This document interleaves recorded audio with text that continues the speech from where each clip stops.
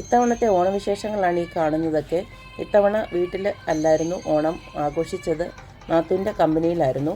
അവിടെ വെച്ചായിരുന്നു നമ്മുടെ ആഘോഷങ്ങളൊക്കെ. കണ്ടു നോക്കൂ.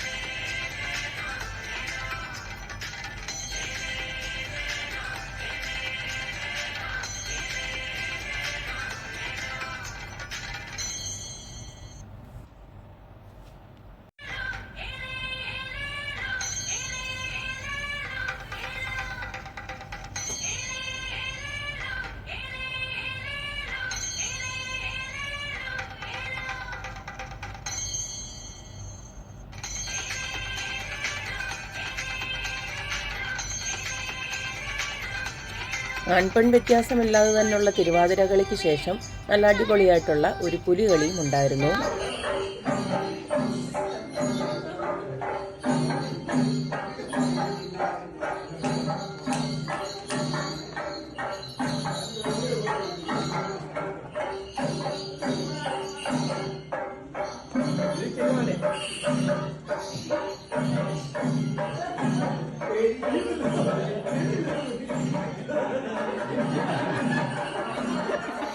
പുലികളിയും തിരുവാതിരയും പിന്നെ കുറേ കളികളൊക്കെ ഉണ്ടായിരുന്നു. അതിനുശേഷം നല്ല വിഭവസമൃദ്ധമായ ഓണസദ്യ.